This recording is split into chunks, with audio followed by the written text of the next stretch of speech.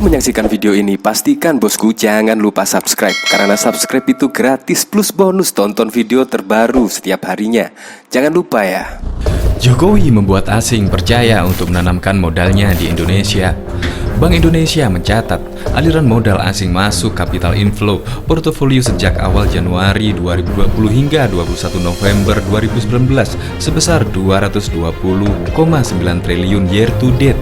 Gubernur BI Peri Warjio di Jakarta Jumat 22 November 2019 mengatakan modal asing portofolio yang masuk ke Indonesia tertanam di instrumen utang pemerintah surat berharga negara SBN sebesar 174,5 triliun dan diinstrumenkan saham 45,3 triliun serta obligasi korporasi sebesar 1,6 triliun.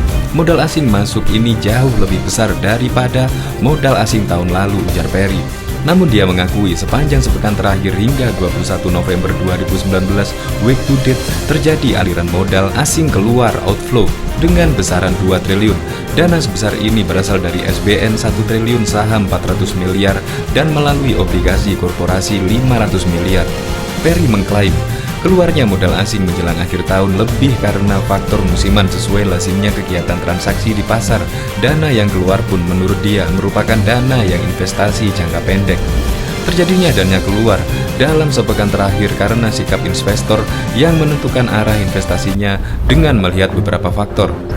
Faktor pertama adalah investor mengkalkulasi besaran keuntungan investasi yang sudah diperoleh, dan kedua adalah faktor-faktor yang terjadi di kegiatan ekonomi global, terutama dari perkembangan penyelesaian konflik dagang antara AS dan Cina. Masih buntunya proses penyelesaian sengketa dagang dua negara ekonomi raksasa itu membuat investor semakin berhati-hati. Di global kita dengar Presiden AS Donald Trump dan Presiden Cina Xi Jinping katanya mau sepakat, tapi sampai sekarang belum ada tanda-tandanya kesepakatan. Makanya investor rasakan ada tanda-tanda risiko di global dan ini bawa investor keluar dari dananya, kata dia. Namun menurut Peri, aliran modal asing keluar ini hanya sementara. Pada awal tahun biasanya investor akan kembali menanamkan modalnya ke berbagai negara termasuk Indonesia, tapi biasanya akan kembali masuk di awal tahun.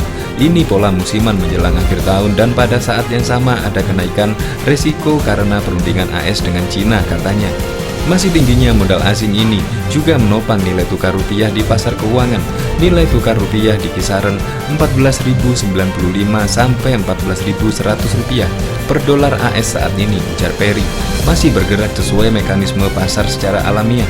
Kami akan ada di pasar dan siapkan langkah-langkah stabilisasi yang diperlukan. Alhamdulillah, supply dan demand di pasar berjalan dengan baik, ujar Peri Warjio.